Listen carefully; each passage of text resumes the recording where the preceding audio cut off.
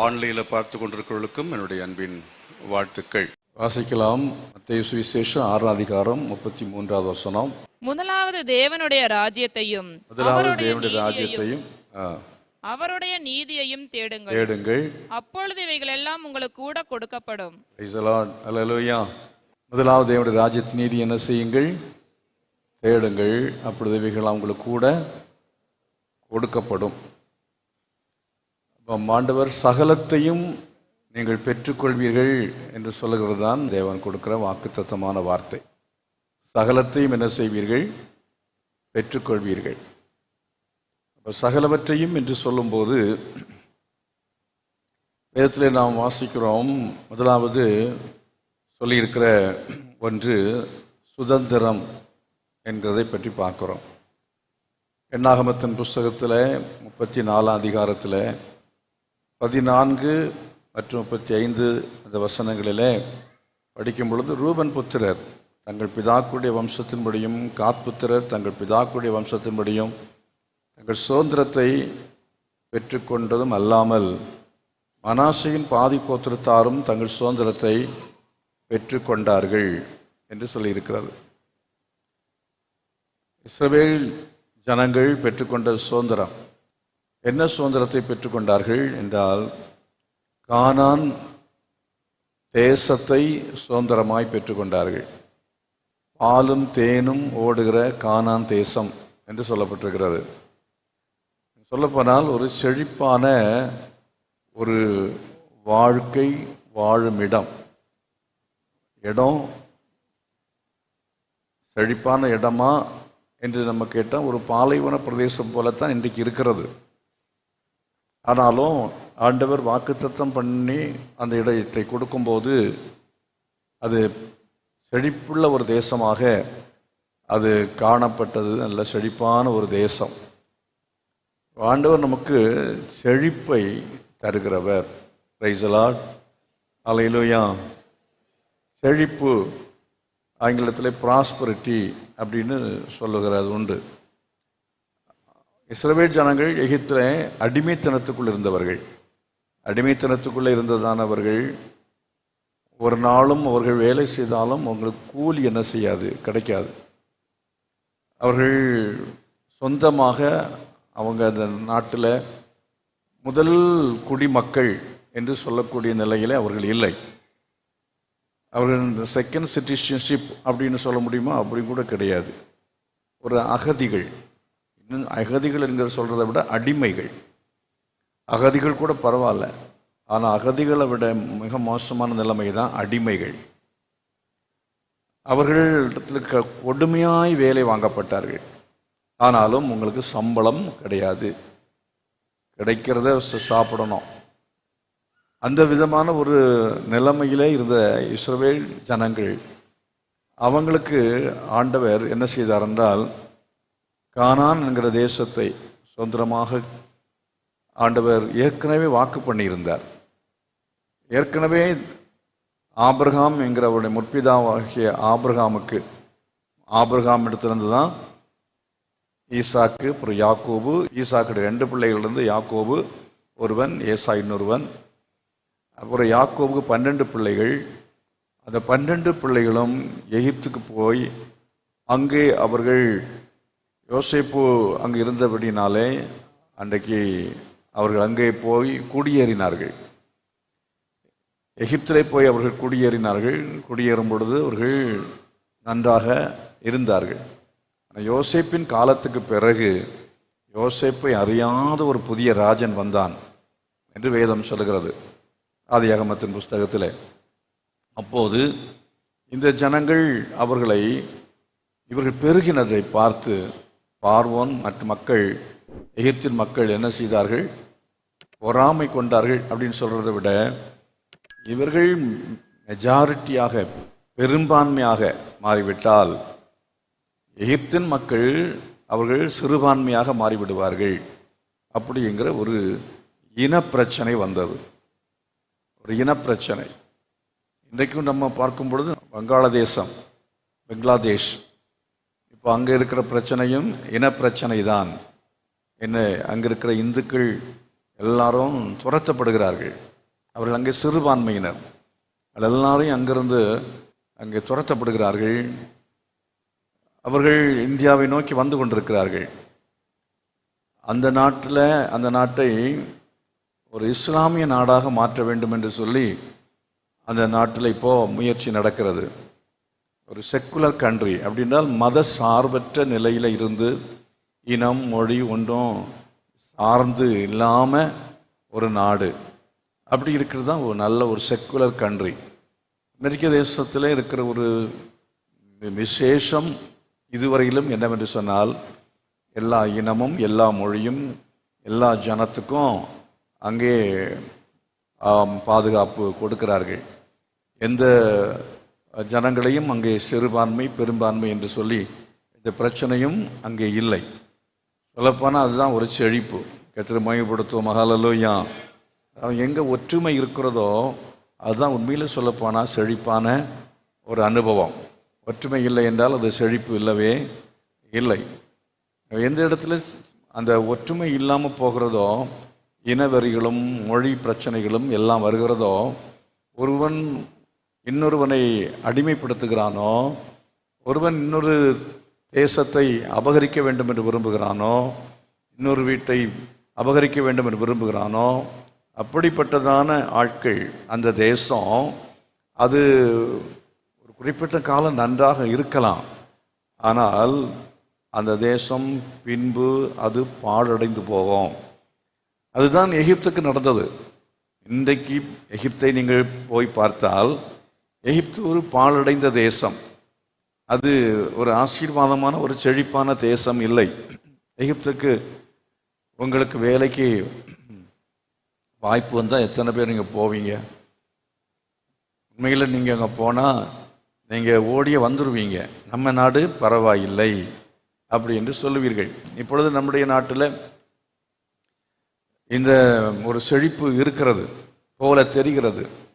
ஆனால் இது இந்த இருக்கிறதான நிலைமை ஒற்றுமை இல்லாமல் அநியாயம் அக்கிரமெல்லாம் பெருகும் என்று சொன்னால் நிச்சயமாகவே இந்த நாடும் பாழடைந்து போகும். தேவன் ஒரு நாட்டை ஆசீர்வதிக்கணும். தேவன் ஒரு குடும்பத்தை ஆசீர்வதிக்க வேணும். தேவன் ஒரு நபரை ஆசீர்வதிக்காமல் ஆசீர்வாதம் இல்லவே இல்லை. மனுஷன் கடவுளை மதிக்கணும். கடவுளோடு என்ன செய்ய வேண்டும் என்று சொன்னால் அவன் உறவு உள்ளவனாக இருக்க வேண்டும். சில ஆட்கள் நீங்கள் பார்த்தீங்கன்னா, கடவுளோடு நான் ரொம்ப நல்லா இருக்கிறேன். கால் கூட சொன்னாங்க, அவங்களுடைய கணவனை பற்றி சொல்லும்போது, அவர் ரொம்ப நல்ல ஜெபம் பண்ணுவார், எப்போவுமே ஜெபம் பண்ணுவார், ஆண்டவரோடு ரொம்ப அவர் ஐக்கியமாக இருப்பார், சர்ச்சுக்கு போகிறதுல ரொம்ப சூப்பராக போவார் வருவார், அவர் வெள்ளை தான் உடுத்துவார், ஆனால் யார்ட்டையும் பேச மாட்டார். மனைவிகிட்ட கூட பேச மாட்டார். மனைவி கேட்டாலும் என்ன செய்வார்னு சொன்னால் கோவப்படுவார். பிள்ளைங்கிட்ட பாசமாக பேச மாட்டார். ஆனால் ஆண்டவர்கிட்ட ரொம்ப பேசுகிறேன்னு சொல்கிறது இது ஒரு ஆசீர்வாதமான வாழ்க்கை அல்லவே அல்ல. உங்கள் குடும்பமானாலும் சரி, எதுவாக இருந்தாலும் சரி, நீங்கள் என்ன செய்யணும்? மனுஷரை மதிக்கணும். கரங்களை வைத்து கர்த்தரை மகிமைப்படுத்துவோம். ஹல்லேலூயா. நீங்கள் வீட்டில் மனைவியை நேசிக்கணும், பிள்ளைகளை நேசிக்கணும், எல்லாரையும் மதிக்கணும். அப்படி மதித்து நீதியாக நியாயமாக வீட்டில் வேலை செய்கிறதான ஒரு நபராக இருந்தால் அந்த நபருக்கு நல்ல ஒழுங்காக சம்பளம் கொடுக்கணும். அடிமையாக வேலை வாங்கவே கூடாது. எந்த மனுஷனையும் கொடுமைப்படுத்தவே கூடாது. அப்படி கொடுமைப்படுத்தினால் எகிப்துக்கு ஏற்பட்டதான நிலைமை தான் எல்லா குடும்பத்துக்கும் ஏற்படும். இன்றைக்கு நல்லா இருக்கிறது மாதிரி இருக்கும், ஆனால் ஒரு தலைமுறையோ இன்னொரு தலைமுறையோ போனதுக்கு பிறகு அது இல்லாமல் போகும், அழிந்து போகும். ஆகையினால நாம் என்ன செய்ய வேண்டும் என்று சொன்னால், நாம் மனுஷரோடு கூட அன்பும் ஐக்கியம் உள்ள மக்களாய் மனுஷரை நேசிக்கணும், மனுஷருக்கு நியாயம் செய்யணும். அப்படி இருந்தால் தான் நம்ம வாழ்க்கை நிரந்தரமாக ஆசீர்வாதமாக இருக்கும். கரங்களை வைத்து கர்த்தரை மகிமைப்படுத்துவோம். ஹல்லேலூயா. ஆகவே தேவன் எகிப்திலிருந்து தான் அந்த ஜனங்களை ஆண்டவர் விடுவிக்கும்படி தீர்மானித்தார். இஸ்ரவேல் ஜனங்களை விடுவிக்க வேண்டும் என்று தீர்மானித்தார். அவர்கள் கூக்குரலிட்டார்கள். அவருடைய பெருமூச்சை தேவன் கேட்டார். அவருடைய பெருமூச்சை தேவன் கேட்டு அவர்களை தேவன் என்ன செய்தார் என்றால் விடுவிக்கும்படி அவர் ஒரு தலைவனை ஏற்படுத்தினார். அவருடைய பெயர் தான் மோசே. மோசையை கர்த்தர் அங்கே அனுப்பினார். மோசே அங்கே வந்து அந்த பார்வோனோட பேசுகிற சமயத்தில் பார்வோன் என்ன செய்யவில்லை, விடவில்லை, விடமாட்டேன் என்று சொன்னான். கர்த்தர் பார்வோனுடைய இருதயத்தை என்ன செய்தாராம், கடினப்படுத்தினார் என்று சொல்லி இருக்கிறது. சில சமயத்தில் தேவன் தாமே என்ன செய்கிறார் என்றால் அவர் சில சூழ்நிலைகளை ஏற்படுத்துகிறார். சில மனுஷரை நமக்கு விரோதமாக ஏவி விடுகிறார். இல்லை, அப்படிப்பட்ட காரியங்கள் வரவில்லை என்று சொன்னால் நம்ம ஒழுங்காக இருக்க மாட்டோம்னு ஆண்டவருக்கு தெரியும். ஆனால் அப்படின்னா தான் சில சமயத்தில் என்ன பண்ணுவார், பக்கத்து வீட்டுக்காரனை சண்டைக்கு வர அவரே ஏவி விடுவார். அப்படிப்பட்டதான காரியங்களெல்லாம் வரும். அப்படி வர்ற சமயத்தில் நம்ம என்ன செய்ய வேண்டும் என்றால் ஆண்டவரை நோக்கி பார்க்க வேண்டும். ஆமென், அல்லேலூயா. கர்த்தரை நோக்கி நம்ம ஜெபிக்கணும். இன்னும் கொஞ்சம் அதிகமாக நம்ம ஜெபிக்கலாம் என்று சொல்லி ஆண்டவரிடத்துல நம்ம போய் முழங்கால் படி போடுவோம் என்று சொன்னால் கர்த்தர் என்ன செய்வார் தெரியுமா? எகிப்தில் வாதை அனுப்புனது போல அப்படிப்பட்டதான ஜனங்கள், நமக்கு விரோதமாய் செயல்படுகிறதான ஜனங்கள், அவர்களுக்கு கர்த்தர் வாதை அனுப்புவார். அப்படி வாதை அனுப்பும் நோக்கம் என்ன? அவளை அழிக்க வேண்டும் என்பது நோக்கமே அல்ல. நமக்கு விரோதமாய் எழும்புகிறதான ஜனங்கள் அழிந்து போக வேண்டும் என்று நம்ம ஒருபோதும் விரும்பக்கூடாது. நாம் அவர்கள் அழிந்து போவதற்கென்று கர்த்தர் அவர்களுக்கு இந்த தீமையும் செய்கிறவர் இல்லை. சில சமயத்தில் அவங்களுக்கு விரோதமாய் கர்த்தர் கையை ஓங்கி அவர் தீமையான காரியங்களை செய்யும் பொழுது அவர்கள் கர்த்தருடைய கரத்தை கண்டு கொள்ள வேண்டும். அல்லாவிட்டால் தேவன் வானத்தையும் பூமியும் படைத்த ஒரு சர்வ வல்லமுள்ள தேவன் ஒருவர் உண்டு என்பதை அவர்கள் உணர வேண்டும் என்பதற்காகத்தான், கடவுளை அறிய வேண்டும் என்பதற்காகத்தான் கர்த்தர் என்ன செய்கிறார், கிரியை செய்கிறார். கர்த்தர் மகிமைப்படுத்தும். ஹல்லேலூயா. அதனால் உங்கள் வீட்டில் சில சமயத்தில் எகிப்தின் பார்வோன்களைப் போல சில ஆட்கள் இருக்கலாம். கணவன் அப்படி இருக்கலாம், இல்லைன்னா வேறு யாராவது ஒருத்தர் இருக்கலாம், மனைவி இருக்கலாம். உங்களுக்கு மேலே உங்களை அடக்குகிறவர்கள், உங்களை மேற்கொள்ள விரும்புகிறவர்கள், கொடுமை செய்கிறவர்கள், அப்படிப்பட்ட நாட்களை குறித்து நம்ம வேதத்தில் கூட பார்க்குறோம். அன்னாளுடைய வாழ்க்கையில் அவன் பெண்ணினாள் என்று சொல்லி ஒரு சக்களத்தி இருந்தாள். அன்றைக்கு அவளுக்கு 7 பிள்ளைகள் நன்றாகத்தான் இருந்தது போல இருந்தது. அன்றைக்கு என்ன சொல்லியிருப்பாங்க, கொடுத்து வச்சவன் அப்படின்னு சொல்லியிருப்பாங்க. அவள் 7 பெற்றாள் அப்படின்னு சொல்லி அவள் ரொம்ப சந்தோஷம், மற்ற மக்களெல்லாம் புகழ்ந்திருப்பார்கள். அவள் அன்னாளை பார்க்கும்போது அவளுக்கு அற்பமாய் தெரிந்தது. அன்னாளுடைய கற்பத்தை கர்த்தர் என்ன செய்திருந்தார், அடைத்து வைத்திருந்தார். அன்னாளுடைய கற்பம் அடைக்கப்பட்டிருந்தது. அநேக குடும்பத்தில் பிள்ளைகளுக்கு திருமணம் சரியாக ஆகிறதில்லை. அன்னாள் போன்று உள்ளதான மக்களுடைய சிலருடைய வாழ்க்கையில் குழந்தை பாக்கியம் லேட்டாக நடக்கிறது, திருமணம் லேட்டாக நடக்கிறது.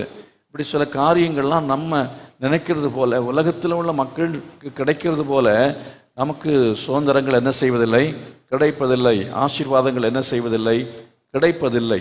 ஆனால் அதெல்லாவற்றுக்கும் ஒரு நோக்கம் உண்டு. கர்த்தரை மகிமைப்படுத்துவோம். அந்நாள் இன்னும் கர்த்தரை கிட்டி சேரும்படியாக இன்னும் என்னென்ன காரியங்கள் அவள் தன்னை சரிப்படுத்தணுமோ அதை சரிப்படுத்துவதற்காக கர்த்தர் அவளை பக்குவப்படுத்தும்படியாக என்ன செய்தார், அந்த விதத்தில் கர்த்தர் நடத்தினார் என்று சொல்லி பார்க்கிறோம். ஆதியாகமத்தின் புஸ்தகத்தில் 24ஆம் அதிகாரம் 1ஆம் வசனத்தில் வாசிக்கும் பொழுது அங்கே சொல்லப்பட்டது, ஆபிரகாம் முதிர் வயது ஆனபோது கர்த்தர் அவனை சகல காரியங்களில் என்ன செய்தார், ஆசீர்வதித்தார் என்று சொல்லப்பட்டிருக்கிறது. ஆகவே ஆண்டவர் ஆசீர்வதிக்க வேண்டும் என்று சொன்னால் நாம் சரியாகணும்.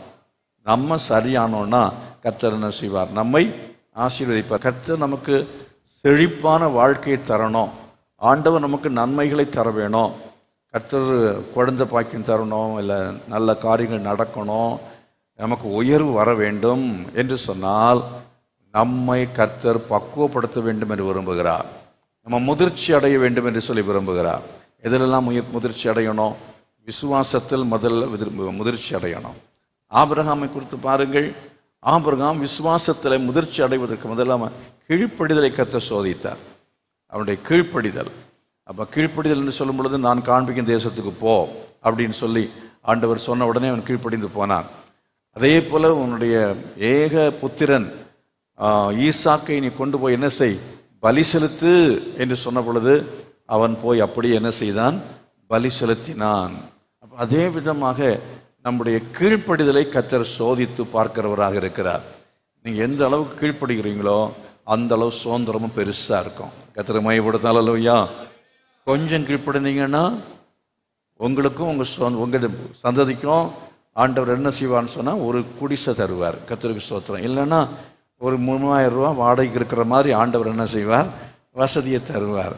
நிறைய கொஞ்சம் கூட நல்லா கீழ்ப்படித்து பாருங்கள், ஆண்டவர் இன்னும் 2 பெட்ரூம் உள்ளதான வீட்டை குடியிருக்கும்படியாக கர்த்தர் செய்வார். ஆமென். அப்படிதானா? அதே போல் இன்னும் கொஞ்சம் அதிகமாக கீழ்ப்படிந்து பாருங்க, ஆண்டவர் உங்களுக்கு சொந்தமாகவே ஒரு வீட்டை தருவார். கரகாசியத்தை கர்த்தர் மையப்படுத்துவோமா? நீங்கள் கீழ்ப்படிந்து என்ன செய்யணும், ஞானஸ்நானம் எடுக்கணும்.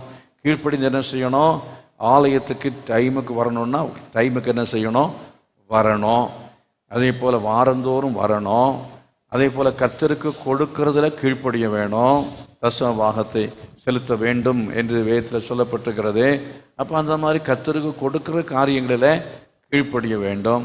ஊழியம் செய்கிறோன்னு கர்த்தர் உங்களை அழைக்கும் பொழுது நீங்கள் ஊழியம் செய்யணும். இப்படிலாம் ஆண்டவருக்கு பிரியமாக ஆண்டவருக்கு கீழ்ப்படுகிறவர்களாக நம்ம ஜீவிப்போம் என்று சொன்னால் கர்த்தர் நம்முடைய சுதந்திரங்களை அவர் என்ன செய்வார், எல்லையை அவர் விசாலமாக்குவார். கர்த்தரை மகிமைப்படுத்தும். ஹல்லேலூயா. அதே போல விசுவாசம், ஆபிரகாம் விசுவாசம் உள்ளவனாய் காணப்பட்டான்.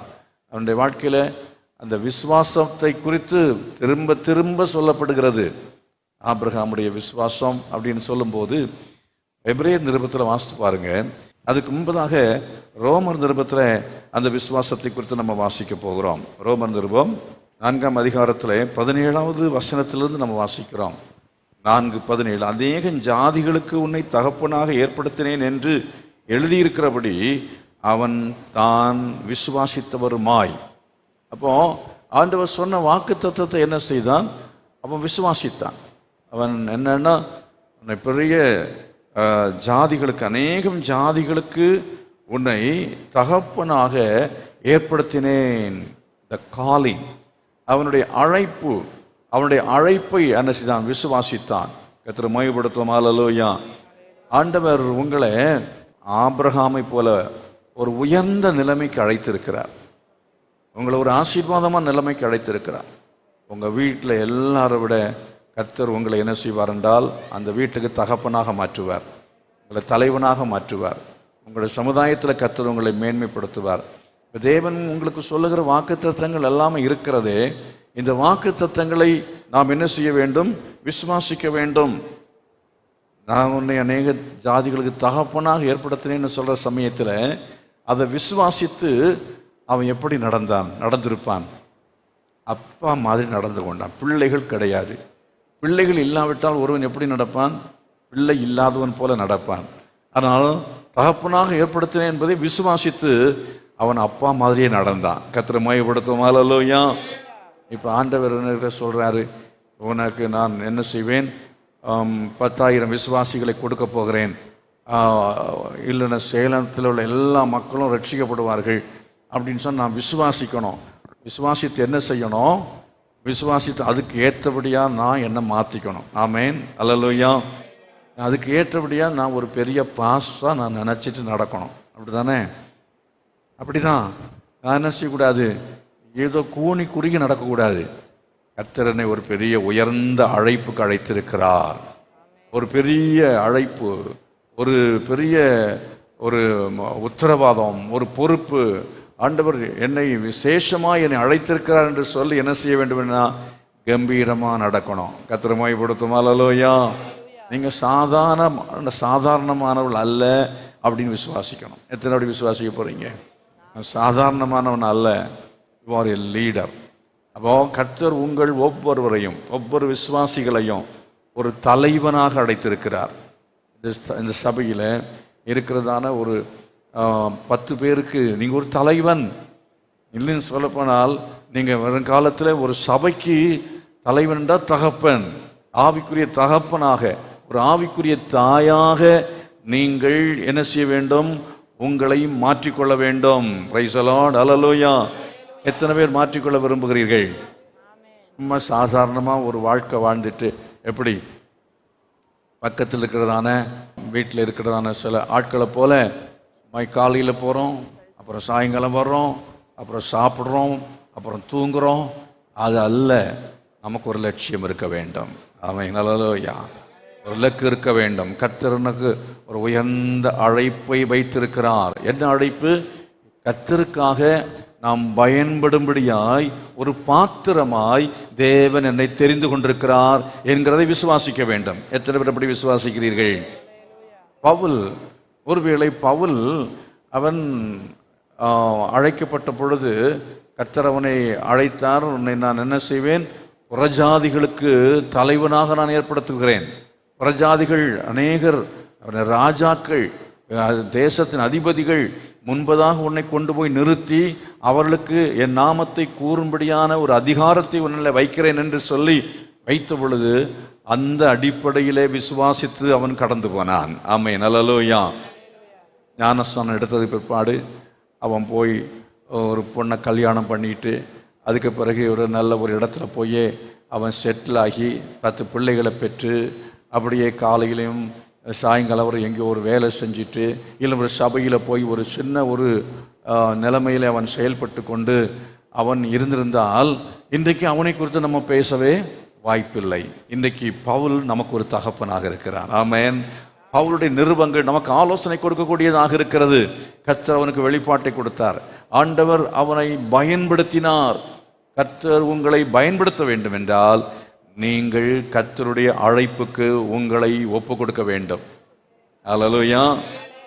ஞாயிற்றுக்கிழமை சாயங்காலம் வந்துட்டு ஒரு மணி நேரம் அப்படி உட்கார்ந்துட்டு அப்புறமா அரைகுறையா பிரசங்கத்தை கேட்காம வீட்டுக்கு போயிட்டு அடுத்த ஞாயிற்றுக்கிழமை வர்றது, இதெல்லாம் கர்த்தர் உங்களுக்கு கொடுத்துருக்கிற அழைப்பு.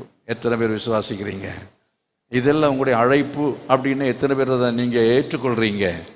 இவ்வளோ காலம் வீண் பண்ணிட்டீங்களே, இனி உள்ள காலத்திலையாவது ஆண்டவரே நான் ஒரு தகப்பனாக மாற வேண்டும். என்ன தகப்பன்? ஆவிக்குரிய சந்ததிகளுக்கு ஒரு தகப்பனாக மாற வேண்டும்.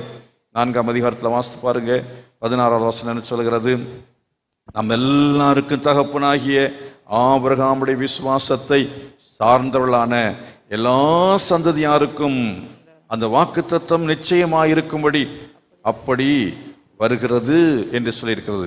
16ஆம் வசனம், அதனால் சுதந்திரமானது கிருபையினால் உண்டாயிருக்கும்படிக்கு அது விசுவாசத்தினால் என்ன செய்கிறது? வருகிறது என்று சொன்னால் நம்முடைய உழைப்பு, நம்ம ஒரு ஹார்ட் ஒர்க் பண்ண கடினமாக உழைச்சா தாங்க நாம் ஆசீர்வதிக்கப்பட முடியும் அப்படின்னு சொல்லி கடினமாக உழைக்கிறது ஒன்று. இன்னொன்று என்னன்னு சொன்னால் நம்ம தவறாக சம்பாதிக்கிறது. 2 விதமாக நீங்கள் சுதந்திரம் பெறலாம். ஒன்று என்னன்னா கடினமாக உழைச்சி சம்பாதிக்கலாம். இன்னொன்று என்ன வேணா ஊரை ஏமாற்றி சம்பாதிக்கலாம். இந்த 2 விதமான சம்பாத்தியம் இது நிலை நிற்காது. அது உங்களுக்கு நித்தியமான சுதந்திரத்தை கொடுக்காது. அது உங்கள் தலைமுறைகளுக்கு அந்த சுதந்திரத்தை என்ன செய்யாது? பெற்றுக்கொள்ளும்படியாக ஆசீர்வாதமாய் இருக்கவே இருக்காது. தவறாக சம்பாதிக்கிற சம்பாத்தியம் அது பறந்து போயிடும், அது இருக்கவே இருக்காது. அதனால் கடினமாக உழைக்கிறது என்பது அவசியம்தான், அது வேண்டாம் என்று அல்ல. ஆனால் தவறாக சம்பாதிக்கக்கூடாது. கடினமாக உழைக்கிறதோடு சேர்த்து இங்கே உழைப்பு என்கிறது ஆபிரகாமுக்கு இல்லை என்று சொல்ல முடியாது. ஆபிரகாம் நன்றாக உழைக்கிறவன், ஆபிரகாம் ஈசாக்கு நன்றாய் உழைக்கிறவன், இதெல்லாம் நாம் வேதத்தில் படிக்கிறோம். யாக்கோபு நன்றாய் உழைக்கிறவன் என்பதை படிக்கிறோம். ஆனால் விசுவாசம் என்பது பிரதானமாயிருந்தது. அல்லேலூயா. அவங்கள்ட்ட ஒரு விசுவாசம் அப்படிங்கிறது என்னன்னா, தேவனுடைய வாக்குத்தத்தத்தை விசுவாசித்து அவன் ஒரு சாதாரணமான ஒரு ஆளாக அவனுடைய அழைப்புக்கு ஏற்றபடி அவன் தன் வாழ்க்கையை வாழ்ந்தான். நான் திரும்பத்தான் சொல்கிறேன், என்ன அப்படின்னா மற்ற மக்களைப் போல, மற்ற ஜனங்களைப் போல இந்த உலகத்தில் சம்பாதித்து சாப்பிட்டு சந்ததிக்கு ஏதோ வைத்து விட்டு போகிறது என்பதுக்காக ஒரு வாழ்கிற வாழ்க்கை அப்படி அல்ல. சும்மா ஒரு ஆர்டினரி லைஃப், அப்படி ஒரு ஆர்டினரி லைஃப் நான் வாழலை, நான் ஒரு எக்ஸ்ட்ரா ஆர்டினரி லைஃப் தான் வாழ்கிறேன். அப்படின்னு சொல்லக்கூடியவங்க இருக்கிறீங்களா? எத்தனை பேர் இருக்கிறீங்க? நான் ஒரு எக்ஸ்ட்ரா ஆர்டினரி லைஃப் அப்படின்னு சொன்னால் என்ன? நான் ஒரு ஆவிக்குரிய நிலையில் நான் பயன்படும் ஒரு பாத்திரமாய் என்னை கர்த்தர் தெரிந்து கொண்டிருக்கிறார். தேவனுடைய தெரிந்து கொள்ளுதல் என்பது சும்மா அல்ல. ஏதோ நம்ம ரட்சிக்கப்பட்டோம், கடைசியில் பரலோகத்துக்கு போய் சேரணும் அப்படிங்கிறது மட்டும் அவருடைய நோக்கம் அல்ல. இந்த உலகத்தில் அவருக்காக ஒரு தலைவனாக, அவருடைய சபைக்கு ஒரு தலைவனாக, அவருடைய பிள்ளைகளுக்கு ஒரு தகப்பனாக நாம் இருக்க வேண்டும். அநேகரை நாம் ரட்சிப்புக்குள்ள வழிநடத்தி அவர்களுக்கு நாம் என்ன செய்ய வேண்டும் என்றால் ஒரு தகப்பனாக அவங்களை போஷிக்கிறவர்களாக, போதிக்கிறவர்களாக, புத்தி சொல்கிறவர்களாக, வழிநடத்துகிறவர்களாக நாம் இருக்க வேண்டும். ஒரு ஆசீர்வதிக்கப்பட்ட ஒரு நபராக இருக்க வேண்டும் என்பதற்காக தான் தேவன் நம்மை அழைத்திருக்கிறார். இதை எத்தனை பேர் விசுவாசிக்கிறீங்க? விசுவாசித்தா மாத்திரம் போதாது, அதுக்கு ஏற்றபடி என்ன செய்யணும்? நம்முடைய சிந்தையை மாற்றணும், மனோபாவத்தை என்ன செய்யணும்? மாற்றிக்கொள்ள வேண்டியது அவசியமாக இருக்கிறது. கரங்களை அசைது கர்த்தரை மகிமைப்படுத்துவோம். ஹல்லேலூயா. நான் சாதாரண அந்த விசுவாசி சும்மா வந்துட்டு போகிறது மாதிரி நான் இங்கே வரமாட்டேன். நான் அந்த பக்கத்து வீட்டுக்காரன் ஏதோ ஒரு வேற தெய்வத்தை வணங்குகிறான், நான் வந்து இயேசு கிறிஸ்துவை வணங்குகிறேன். அவனும் ஒரு கோயிலுக்கு போகிறான், நான் ஆலயத்துக்கு போகிறேன். அவன் வெள்ளிக்கிழமை போகிறான், நான் ஞாயிற்றுக்கிழமை வருகிறேன். அவன் கடவுளை நம்புவது எதுக்காக தான்? உலக பிரகாரம் நன்மைகளுக்காக. நானும் கோயிலுக்கு வர்றது உலக பிரகாரம் நன்மைகளுக்காக. நான் ஆலயத்தில் வந்து எனக்கு அதை கொடும் இதை கொடும் நம்ம கேட்குறேன். அப்படிங்கிற ஒரு வாழ்க்கை என்பது சாதாரணமான வாழ்க்கை. அந்த வாழ்க்கை அல்ல, நாம் ஒரு அசாதாரணமான வாழ்க்கைக்கு என்று அழைக்கப்பட்டிருக்கிறோம். எத்தனை பேர் விசுவாசிக்கிறீங்க? ஹல்லேலூயா. இன்னும் சிலருக்கு என்ன செய்யலை, அது புரியவே இல்லை. அப்படியா, அப்படி என்ன அழைப்பு அப்படின்னு நம்ம என்னன்னா அந்த விதத்தில் நம்ம என்ன செய்கிறோம்னா நம்முடைய மன சிந்தை அது எப்படி மனுஷீகமாக இருக்கிறது, மனுஷீகமாக இருக்கிறது. அந்த மாற்றம் வரணும். நீங்கள் இந்த 17ஆம் வசனம் படிக்கும் பொழுது, ஜாதிகளுக்கு உன்னை தகப்பனாக ஏற்படுத்தி எழுதியிருக்கிறபடி அவன் தான் விசுவாசித்தவருமாய் மரித்தோரை உயிர்ப்பித்து இல்லாத உயிர்களை போல அழைப்பிக்கிற தேவனுக்கு முன்பாக நம்ம எல்லாருக்கும் தகப்பனானான் என்று சொல்லியிருக்கிறபடி கீழே நாம் பார்க்குறோம். அவன் நம்புவதற்கு ஏதுமில்லாதிருந்தும் அதை நம்பிக்கையோடையே விசுவாசித்தான். 19ஆம் வசனம், அவன் தன் சரீரம் செத்து போனதையும் சாராவுடைய கற்பம் செத்து போனதையும் எண்ணாதிருந்தான் என்று சொல்லியிருக்கிறது. இந்த உலக பிரகாரமாக நீங்கள் ஆசீர்வாதங்களை பெறணும்னா கூட என்ன செய்யணும்? நீங்கள் ஆண்டவர் மேலே வைக்கிற விசுவாசம் அது எப்படிப்பட்டதாக இருக்க வேண்டும்? ஆபிரகாமின் விசுவாசத்தை போல இருக்க வேண்டும். சூழ்நிலைகளை பார்க்காமல், சூழ்நிலைகளை பார்த்தால் இனி நடக்குமா, வயது சென்று போயிற்றே என்று அவன் நினைத்து இனி நடக்காது என்று அவன் நினைத்திருக்க வேண்டும். இல்லை, என் தேவன் அவர் வல்லமுள்ள தேவன். ஹல்லேலூயா. அவர் 100 வயதிலையும் குழந்தையை கொடுப்பதற்கு வல்லமை உள்ளவர் என்பதை அவன் விசுவாசித்தான். சாராளும் அவர் கற்பந்தரிக்க அதனாலே பலனடைந்தாள் என்று சொல்லி இருக்கிறது. எப்போவுமே நம்ம பாசிட்டிவாகவே நினைக்கணும். ஆமேன். ஒரு பாசிட்டிவான சிந்தை. பிள்ளைகளை பார்த்து நீ உருப்பட மாட்ட அப்படின்னு நம்ம சொல்கிறோம் அப்படின்னா ஒரு நெகட்டிவான வார்த்தை. அதே போல் நம்மை குறித்தும் நெகட்டிவாக, நம்முடைய சரீரத்தில் ஒருவேளை ஒரு ஆரோக்கிய குறைவாக இருக்கிறது என்று சொன்னால், இல்லை அடிக்கடி நம்ம சீக்கிரமாக செத்து போயிடுவோம் அப்படிங்கிற எண்ணம் வந்து கொண்டே இருக்குன்னா சீக்கிரமாக செத்து போயிடுவோம். எனக்கு வந்து பயங்கரமாக ஏதோ ஒரு வியாதி வரப்போகிறது அப்படின்னு நினச்சிட்டு இருந்தோம்னா கொடிய வியாதி என்ன செய்யும்? வரும். நம்ம என்ன செய்யும்? பாசிட்டிவாக திங்க் பண்ணோம். என்னை பலப்படுத்துகிற கிறிஸ்துவினாலே எல்லாவற்றையும் செய்ய எனக்கு பலன் உண்டு. ஹல்லேலூயா. கர்த்தர் எனக்காக எல்லாவற்றையும் செய்து என்ன செய்வார்? முடிப்பார். இந்த வாக்குத்தத்தமான வசனங்கள் எல்லாவற்றையும் கூட எனக்கு என்ன செய்வார்? தருவார். இப்படி இந்த வாக்குத்தத்தமான வசனங்களை நம்ம விசுவாசித்து என்ன செய்ய வேண்டும் என்று சொன்னால், நம்முடைய மனோபாவத்தில் நம்ம உயர்ந்த மனநிலை உள்ள மக்களாக இருக்க வேண்டும். நேர்மறையான சிந்தை உள்ளவர்களாக இருக்க வேண்டியது அவசியமாக இருக்கிறது. கரங்களை சேர்த்து கர்த்தரை மகிமைப்படுத்துவோமா? சில ஆட்கள் பார்த்தீங்கன்னா நடக்காது, முடியாது அப்படின்னு சொல்லி நடக்காது முடியாது அப்படி என்றே பேசி கொண்டிருப்பார்கள். கண்ணினால் நம்ம பார்க்கக்கூடாது. அப்படி இந்த கண்ணினால் பார்க்கறதுங்கிறது அது விசுவாசம் என்பதற்கு எதிரானது. ஆனால் கர்த்தர் சொன்னதை விசுவாசிக்க வேண்டும். ஹல்லேலூயா. ஆண்டவர் சொன்னதை விசுவாசித்து நாம் என்ன செய்ய வேண்டும் என்றால், கர்த்தருக்குள் இருப்போம் என்றால் நாம் விசுவாசித்து நடப்போம் என்று சொன்னால், நாம் காத்திருப்போம் என்றால், அதுக்கு பேர் தான் விசுவாசம். விசுவாசம் என்ன செய்யும் தெரியுமா? காத்திருக்கும். விசுவாசம் என்ன செய்யும் தெரியுமா? சோர்ந்து போகாது. விசுவாசம் என்ன செய்யும் தெரியுமா? தேவனை மறுதலிக்காது. நான் ஆலயத்துக்கு போனேன், ஒண்ணுமே நடக்கலை அப்படின்னு சொல்லிட்டு ஆலயத்துக்கு வராமல் இருக்கிறது பேரு விசுவாசத்தில் ஏற்படுகிற வீழ்ச்சி. நீங்கள் விசுவாசத்தில் முதிர்ந்தவர்கள் என்று சொல்கிற சமயத்தில் உங்க வாழ்க்கையில எல்லாம் பிரதிகூலமாய் நடந்தா கூட நாம என்ன செய்வோம்? கர்த்தருக்குள் நம்பிக்கையா இருப்போம். ஹல்லேலூயா. யோபுவை பாருங்க. யோபுவுடைய சரீரத்தில் எல்லாமே அவனுக்கு நம்புவதற்கு, உயிரோடு வாழ்வதற்கான எந்த வாய்ப்பும் இல்லை. அவனுக்கு பிள்ளைகள் படித்து போன பிற்பாடு அவனுக்கு இந்த உலகத்தில் எந்த நம்பிக்கையுமே இல்லை. அப்படி இருந்தாலும் அவர் என்னை கொன்று போட்டாலும் அவர் மேல் எப்படி இருப்பேன்? நம்பிக்கையா இருப்பேன் என்று சொன்னது போல நாம் நம்முடைய நம்பிக்கையில உறுதியா இருக்க கர்த்தர் நமக்கு உதவி செய்வாராக. ஹல்லேலூயா. சூழ்நிலை என்ன வந்தாலும் சரி, நம்ம ஆண்டவரை நம்பக்கூடிய நம்பிக்கை கர்த்தர் எத்தனை விரும்புகிறீர்கள்? கர்த்தர் கரங்களை வைத்து கர்த்தர் மகிமைப்படுத்தும். ஹல்லேலூயா. அவன் தேவனுடைய வாக்குத்தத்தத்தை குறித்து அவன் அவிசுவாசமாய் சந்தேகப்படாமல் தேவன் வாக்குத்தத்தம் பண்ணினதை நிறைவேற்ற வல்லவராய் இருக்கிறார் என்று முழு நிச்சயமாய் நம்பி, அவள் கொஞ்சம் கூட அசைவே இல்லை, முழு நிச்சயமாய் நம்பி தேவனை மகிமைப்படுத்தி விசுவாசத்தில் வல்லவனானான். ஹல்லேலூயா. விசுவாசம் இருந்தால் நம்ம கர்த்தரை ஆராதனை செய்வோம். ஆராதனை செய்கிறதுக்கு அடையாளம் என்ன? நம்ம விசுவாசம் இருக்குன்னு அர்த்தம். ஆராதனைக்கு வராத ஆட்கள் விசுவாசம் இல்லாத மக்கள். ஆட்கள்லாம் ஆராதனைக்கு வராத ஆட்களை பார்க்குற, மாதத்தில் ஒரு நாள் வர்ற ஆட்கள். விசுவாசத்தில் வல்லவர்களாக இருக்கும்போது நீங்கள் தேவனை மகிமைப்படுத்தவர்களாக இருப்பீர்கள். எத்தனை பேர் விசுவாசிக்கிறீங்க? ஹல்லேலூயா. சரீரப்பிரகாரமான நன்மைகளை பெற்றுக்கொள்வதற்கு மட்டும் நம்ம விசுவாசித்த விசுவாசம் எபிரேயர் நிருபத்தில் வாசித்து பாருங்கள். எபிரேயர் 11:8, விசுவாசத்தினாலே ஆபிரகாம் தான் சுதந்திரமாக பெறப்போகிற இடத்திற்கு போகும்படி அழைக்கப்பட்ட போது கீழ்ப்படிந்து தான் போகும் இடம் என்னதென்று அறியாமல் என்ன செய்தான்? புறப்பட்டு போனான் என்று சொல்லி இருக்கிறது. கீழே நீங்கள் வாசிக்கும் பொழுது, விசுவாசத்தினாலே அவன் வாக்குத்தத்தம் பண்ணப்பட்ட தேசத்திலே பரதேசியை போல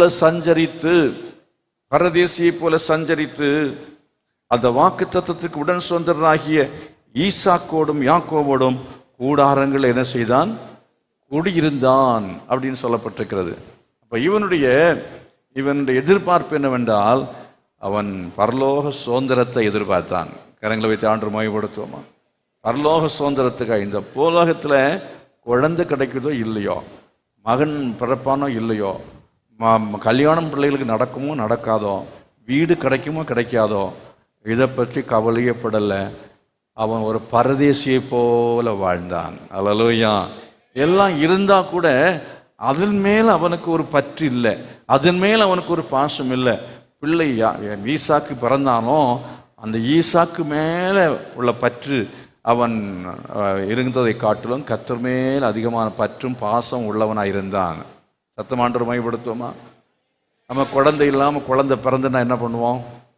குழந்தையே ரொம்ப நாள் இல்லாமல் கொஞ்சம் யாருக்கு குழந்தை பிறந்துச்சுன்னா அவங்களுக்கு குழந்தையில பைத்தியம் மாறிடுவாங்க. குழந்தையிலேயே பைத்தியம்னா என்ன? குழந்தை பைத்தியம் அப்படின்னா என்ன?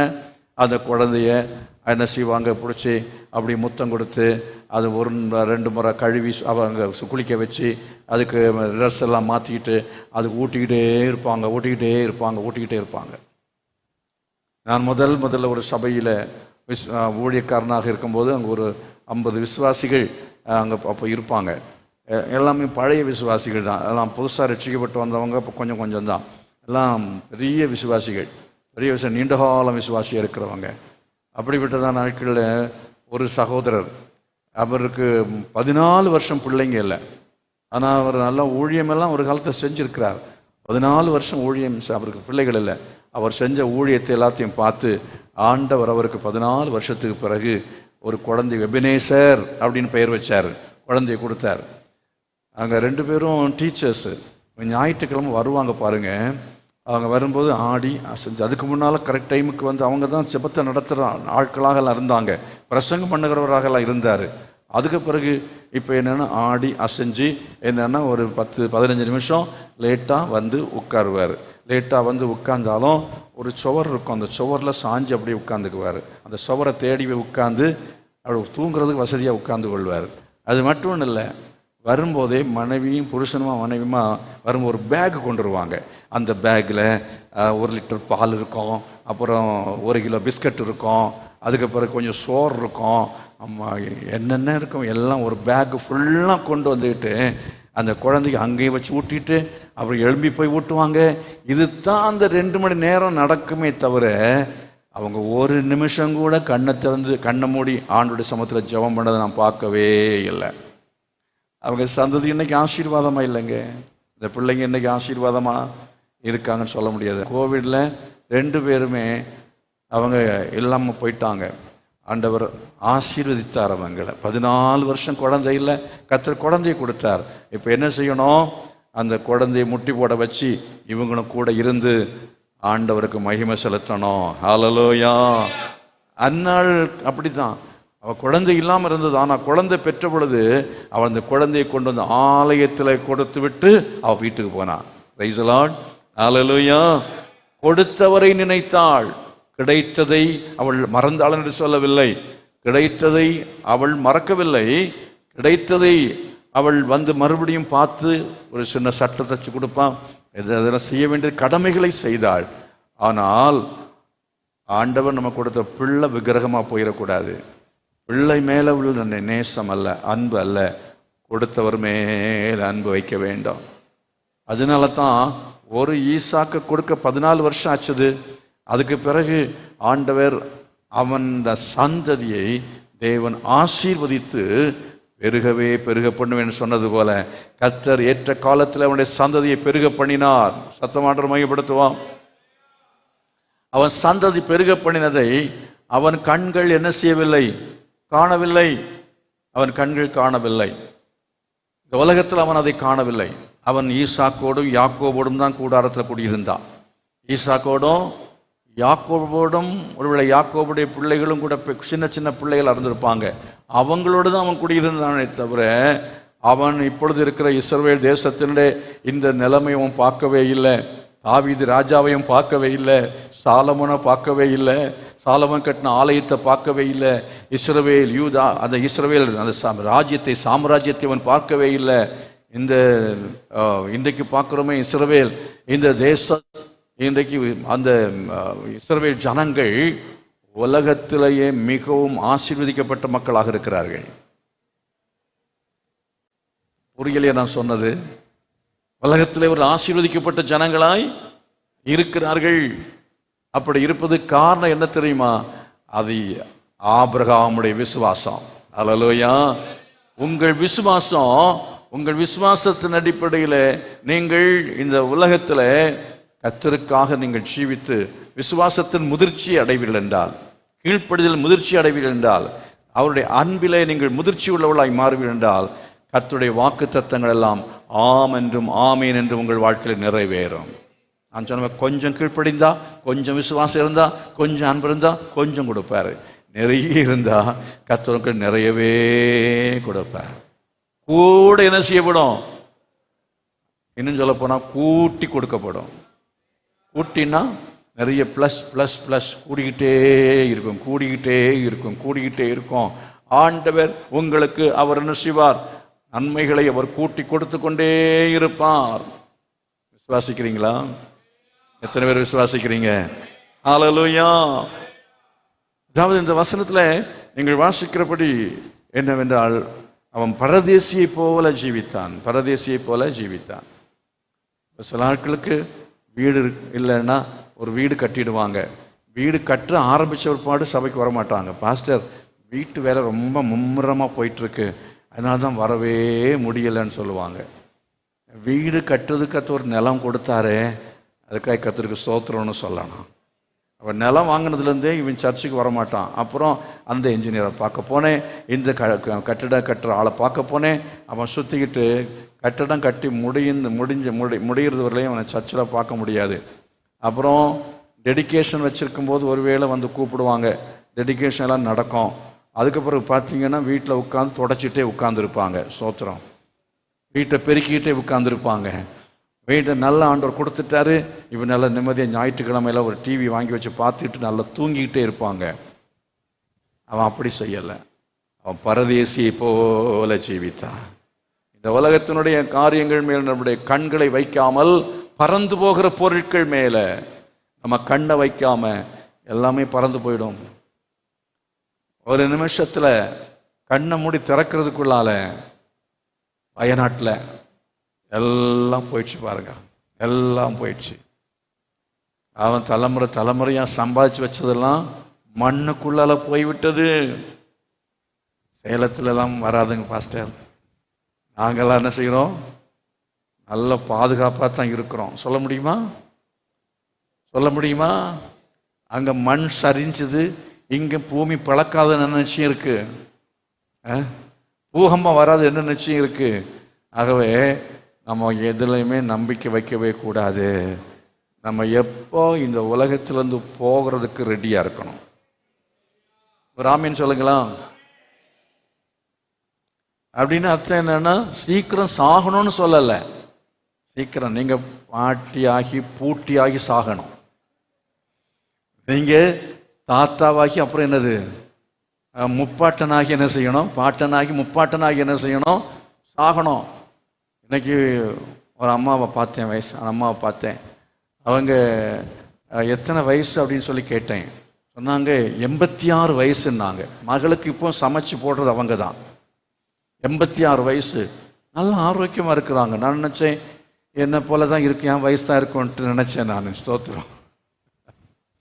அந்த மாதிரி அவங்க சுறுசுறுப்பாக இருக்கிறாங்க. 86 வயது.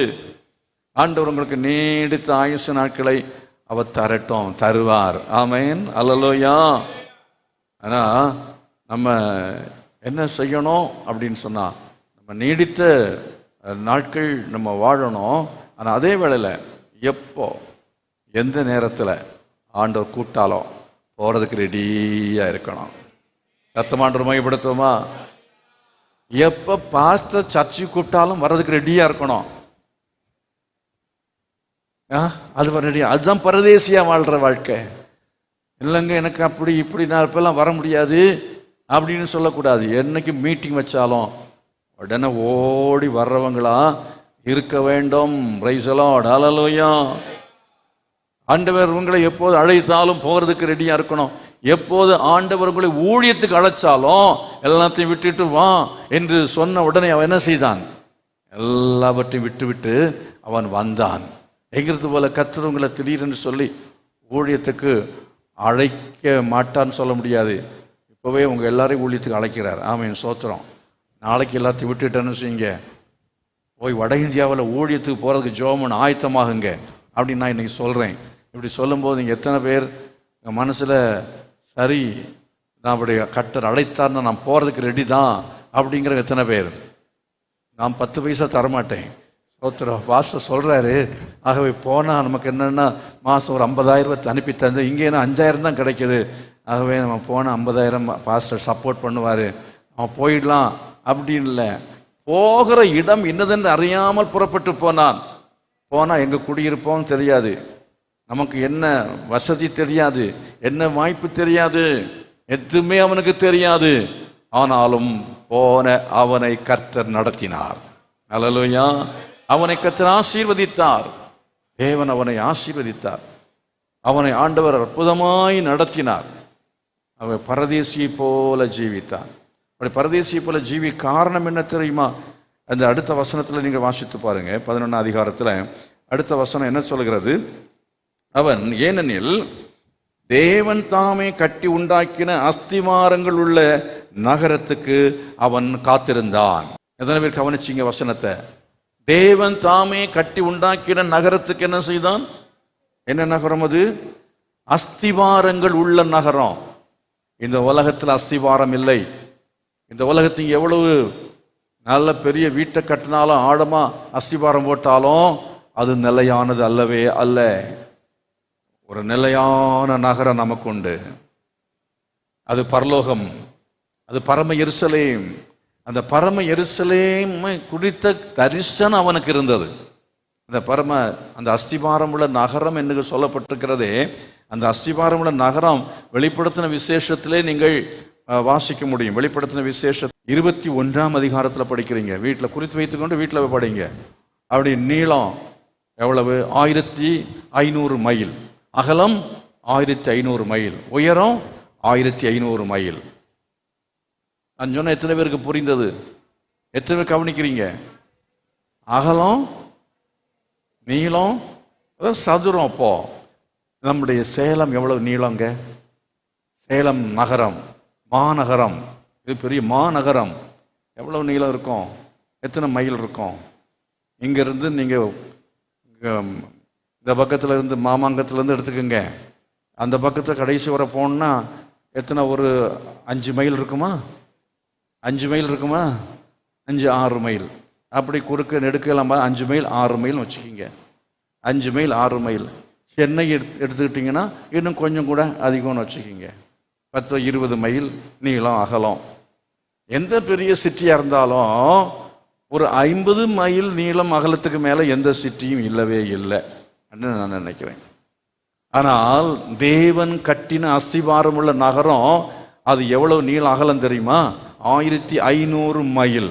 அப்படின்னா இங்கேருந்து டெல்லி தூரத்தோட அதிகம்னு நினைக்கிறேன். டெல்லி தூரம் எவ்வளவு? டெல்லிக்கு எவ்வளோ தூரம்? இங்கேருந்து கன்னியாகுமரிக்கு 500 கிலோமீட்டர். ஆனால் இது மைல். கன்னியாகுமரியிலேருந்து டெல்லி வர இவ்வளோ தூரம், இல்லைன்னா காஷ்மீர் வர இவ்வளோ தூரம் அப்படின்னு நான் அப்ராக்சிமேட்டாக நினைக்கிறேன். அப்ராக்சிமேட்டாக கணக்கு வச்சுக்கிங்க. அவ்வளவு நீளம், அவ்வளவு அகலம் என்று சொல்லும் பொழுது எவ்வளவு பெரிய ஒரு நகரம், எவ்வளவு ஒரு பெரிய நகரம். இந்த நகரத்துக்கு உயரம் எவ்வளவு தெரியுமா? 1500 மைல் உயரம். எங்க அந்த சுனிதா வில்லியம்ஸ் அங்கே மாட்டிட்டு உட்கார்ந்துருக்காங்களே, அதை தாண்டி மேலேங்க.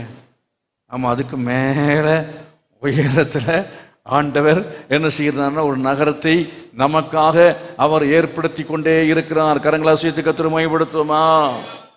அப்போ நான் நினைக்கிறேன், எத்தனை லிஃப்ட் வச்சிருப்பாரோ தெரியாது. போத்தீஸில் போய் பார்த்துட்டு ஐயோ இவ்வளோ பிரமாதமாக இவ்வளவு 8 மாடியில் கட்டி வச்சிருக்கானே அப்படின்னு சொல்லும்போது என்ன செய்கிறீங்க? அப்படியே நீங்கள் ஆச்சரியமாக பார்க்குறீங்களே. ட்வின் டவரில் போய் பார்த்தோன்னா இருந்த காலத்தில் அது பெரிய ஆச்சரியமாக உலகம் அதிசயத்தில் ஒன்றா நினச்சி மக்கள் போய் பார்ப்பாங்க. ஆனால் இந்த பரம எருசலேமுக்குள்ளே போனீங்கன்னா எப்படி இருக்கும்? கொஞ்சம் யோசனை பாருங்க. எந்த மாதிரி இருக்கும்? நம்ம மயக்கம் போட்டு விழுந்துருவோம். சோத்திரம், அல்லேலூயா. அங்கே போன கொஞ்ச நேரம் மூச்சு எடுந்து யாரு? யோவான். அவன் அப்படியே விழுந்தான், செத்தவனை போல் விழுந்தது மாதிரி. பரலோகத்தில் போனோன்னா முதல்ல நடக்கிற சம்பவம் என்ன தெரியுமா? எத்தனை போவாங்க நிச்சயம் இருக்கு. அப்படி போனீங்கன்னா முதல்ல நடக்கிற என்ன? போய் பார்த்தோன்னே தூதனை கொண்டு போய் எங்க இறக்கி விட்ட உடனே என்ன செய்வீங்க? அப்படியே மல்லாக்க விழுந்துருவீங்க. அங்கே தூதன் கொண்டு தண்ணி தெளித்து மறுபடியும் எழுப்பி அவரோட சமயத்தில் என்னென்னா உங்களை பார்த்தா ஒன்றும் புரியாது.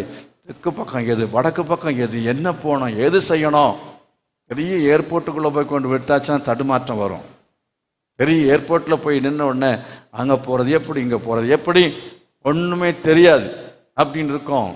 அதை விட இது எத்தனை எத்தனை எத்தனை எத்தனை கோடி மடங்கு மகிமையான ஒரு ஸ்தலத்தில் ஆண்டவர் அங்கே கொண்டு போய் சேர்த்த உடனே லிஃப்ட்டு, 1ஆம் லிஃப்ட்டு, 2ஆம் லிஃப்ட்டு, 3ஆம் லிஃப்ட்டு, 100 லிஃப்ட், எத்தனை லிஃப்ட் வச்சிருப்பார தெரியாது.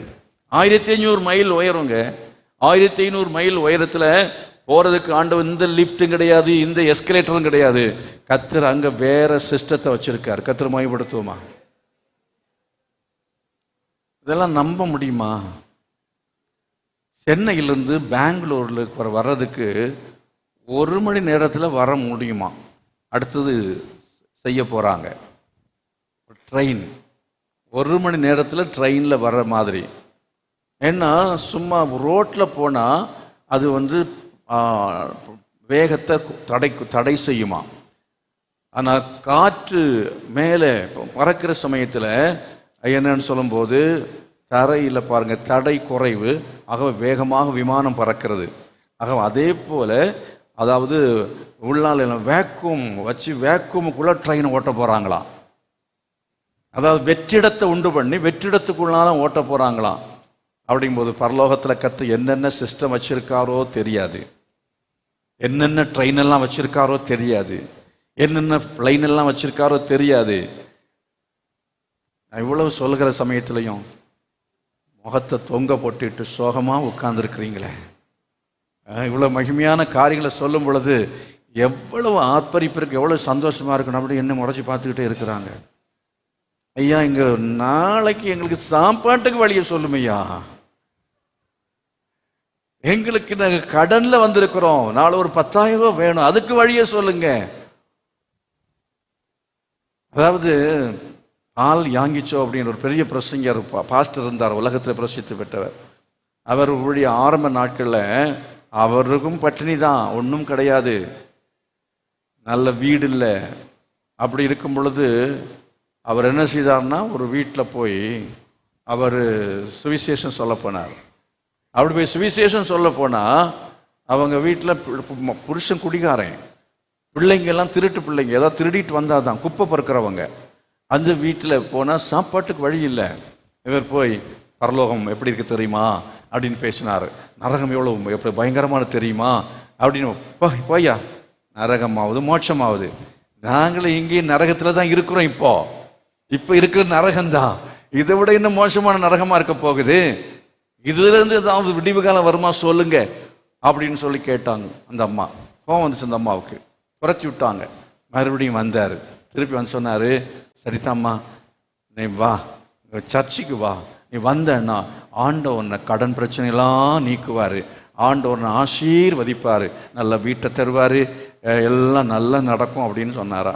உடனே சரி, இந்த ஆள் சொல்கிறது படி நம்ம கோயிலுக்கு போவோம், சர்ச்சுக்கு போனால் ஆசீர்வாதம் வரும்னு சொல்கிறாரு அப்படின்னு சொல்லி வந்தாராம். அவங்க வந்திருக்கிறாங்க. வந்து சர்ச்சுல வந்து பார்த்தா அவங்கள நம்ப முடியலை. சர்ச்சுங்க ஏன் காட்டுங்க அப்படின்னா, இது தாங்க சர்ச்சு, சர்ச்சு காட்டுயா, இதுதான் சர்ச்சு. இந்த மாதிரி இல்லை, இது சர்ச் இல்லை. அவருக்கு ஏற்றுக்கொள்ள முடியவில்லை. ஏன் தெரியுமா, கிழிஞ்சு போன நாலு துணியை வச்சு மறைச்சி ஒரு கூடாரம் போட்டு வச்சிருக்காரு, மேலே பார்த்தா எல்லாம் ஓட்டையாக இருக்கு, அதுதான் சர்ச்சு, அதைத்தான் காட்டினார். இந்த அம்மா அப்படி மறுபடியும் ஓடி போயிட்டாங்க, திருப்பியும் விடல. திரும்பவும் போய் அந்த அம்மாவை சந்திச்சு பேசி, வாங்கம்மா, அந்த ஆள் சொன்னாங்க, நீயே எங்களை விட படும் மோசமா இருக்கிற, நாங்களாவது கொஞ்சம் பரவாயில்லையா, நீயே இவ்வளவு மோசமா இருக்கிற, நீ பரலோகம் மோட்சம் அவர் ஆசீர்வதிப்பாரு, என்ன பேசுற? ஓடி போயிட்டாங்க. திரும்ப போய் சொல்லி, நானும் அப்படித்தான் இருக்கேன், நீ அப்படித்தான் இருக்க, ரெண்டு பேரும் சேர்ந்து ஜெபம் பண்ணுவோம், நம்ம ரெண்டு பேரையும் ஆண்டவர் ஆசீர்வதிப்பார் அப்படின்னு எப்படியோ சொல்லி அந்த அம்மா உட்கார வச்சு கடைசியை ஜெபம் பண்ண ஆரம்பிச்சாங்க. பாருங்க, இவரும் ஆசீர்வதிக்கப்பட்டார், அந்த சகோதரியும் ஆசீர்வதிக்கப்பட்டாங்க. அவங்க கடைசியில் அமெரிக்காவில் போய் செட்டில் ஆனாங்களாம். எல்லாம் நல்ல பங்களா, நல்ல வசதியோடு அவங்க குடும்பமெல்லாம் ரட்சிக்கப்பட்டு நல்ல ஆசீர்வாதமாக அவங்க மாறிட்டாங்க. இவரும் உலகத்திலேயே 10 லட்சம் விசுவாசிகள் கொண்டு பெரிய சபையை கட்டும்படியாய் தேவன் ஒரு பெரிய பாஸ்டா மாற்றினார். கரங்களை உயர்த்தி கர்த்தருமாய் படுத்தோம். ஹல்லேலூயா. அதனால நம்ம என்ன செய்யணும்? Expect great things from God, achieve great things for God அப்படின்னு ஆங்கிலத்தில் சொல்லுவார்கள். அப்படின்னா பெரிய காரியங்களை எதிர்பாருங்கள், பெரிய காரியங்களை சாதியுங்கள். ஆமென், ஹல்லேலூயா. நம்மெல்லாம் பெரிய காரியங்களை எதிர்பார்த்தோம் என்றால் பெரிய காரியங்கள் என்ன செய்ய முடியும்? சாதிக்க முடியும். பிரைஸ் தி லார்ட், ஹல்லேலூயா. அநேகர் என்னன்னா சுடுகாடு பக்கமே வீடு பார்த்து குடியிருக்கிறாங்க. புரியலையா? அவங்க எண்ணமெல்லாம் எப்படா சாவோம், சுடுகாடு பக்கம் குடியிருக்காதுங்க. என்ன செய்யுங்க? நீங்கள் ஒவ்வொருவரும் விசுவாசத்தினாலே சாதிக்க வேண்டும். இந்த உலகத்துல கர்த்தர் என்னை வைத்து ஒரு பெரிய தகப்பனாக மாற்றப் போகிறார், ஒரு பெரிய தலைவனாக மாற்றப் போகிறார், கர்த்தர் என்னை கொண்டு பெரிய காரியங்களை செய்வார் என்று சொல்லி விசுவாசத்தோடு நாம் இருக்கணும். உங்களை கர்த்தர் ஒரு பெரிய அழைப்பை கொடுத்து அழைத்திருக்கிறார். எத்தனை பேர் விசுவாசிக்கிறீங்க? ஹல்லேலூயா. பெரிய நகரங்க சொல்லிட்டு இருந்தேன் இல்லையா? எத்தனை பேர் அந்த நகரம் வேணும்? எங்க இந்த உலகத்தில் விசுவாசிக்கிற விசுவாசம் என்பது அந்த சுதந்திரத்தை பெற்றுக்கொள்ளும்படியாக, அந்த சுதந்திரத்தை பெற்றுக்கொள்ளும்படியாக. அப்படியே மூர்ச்சை அடைந்து விழுந்தான். யாரு? யாக்கோபு. அப்படிங்கிற மாதிரி எல்லாம் இப்போ மூச்சு நின்ன மாதிரி இருக்கிறீங்க. என்ன ஆச்சு? பரலோகம் வேணுமா வேண்டாமா? எத்தனை பேர் பரலோகம் வேணும்? அதான் ஆண்டவர் இயேசு சொன்னார், முதலாவது அதை தேடு, அப்பொழுது இவைகளெல்லாம் கூட கொடுக்கப்படும். ஆபிரகாம் அதை தேடினான், ஆபிரகாம் அதை வாஞ்சித்தான், அதற்காக அவன் காத்திருந்தான். கர்த்தர் இந்த உலகத்தில் அவனுக்கு ஒன்றும் குறை வைக்கவே இல்லை. நீங்கள் ஒரு வசனத்தை கூட வாசிங்க. நீங்கள் ஆதியாகமத்தின் புஸ்தகத்தில் வாசிக்கும் பொழுது 13ஆம் அதிகாரம் 2ஆம் வசனம், 13:2. ஆபிராம் மிருக ஜீவன்களும் வெள்ளியும் பொன்னுமான ஆஸ்திகளை உடைய சீமானாயிருந்தான். அவன் மிருக ஜீவன்களும் வெள்ளியும் பொன்னுமான ஆஸ்திகளை உடையவனாயிருந்த. மிருக ஜீவன் என்பது அன்றைக்கு அவங்களுடைய சோர்ஸ் ஆஃப் இன்கம், அவனுடைய தொழில், அவனுடைய வருமானத்துக்கு ஏற்றதான, அதாவது பெரிய பண்ணை, நிறைய மாட்டுப்பண்ணை, ஆட்டுப்பண்ணை, கோழிப்பண்ணை எல்லாம் அவனுக்கு இருந்தது. அப்படின்னு எவ்வளோ ஏக்கரில் அவன் வீடு இருந்திருக்கும், எவ்வளோ பெரிய ஏக்கரில் அவன் இருந்திருப்பான். வேலைக்காரங்க எத்தனை பேர் தெரியுமா? அவங்களுக்கு யாருக்கா தெரியுமா? ஆபிரகாமுடைய வேலைக்காரர்கள் எத்தனை பேர் மொத்தம்? சீக்கிரமாக பட்டுன்னு பைபிளை பார்க்காம சொல்லணும். எத்தனை பேர்? 2 பேர்னு சொல்கிறவங்கெல்லாம், வேலைக்காரங்களுக்கு இல்லைங்கிறவங்கெல்லாம் எதுக்கு சொல்லி பம்பில் மாட்டிக்க போகிறோன்னு இருக்கிறீங்க? வாசித்து பாருங்க. 16ஆம் அதிகாரத்தில் 14ஆம் வசனம். அவன் தன் வீட்டிலே பிறந்த கைப்படிந்தவர்களாகிய 318 ஆட்களுக்கும் ஆயுதம் தரிப்பித்து என்று சொல்லியிருக்கிறார். 318 பேர் சாமானியமான ஆட்கள் அல்ல.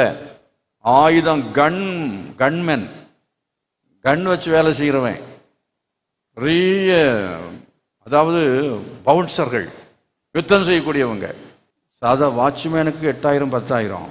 ஆனால் அவங்க செக்யூரிட்டி, அவன் என்ன செய்வான், நல்லா ட்ரெஸ் பண்ணிட்டு ஒரு கன்னெல்லாம் வச்சுட்டு நிற்கிறதுனால ஆட்கள் சில கம்பெனிலாம் பார்த்துருப்பீங்க, அவங்களுக்கு 65,000 சம்பளம்.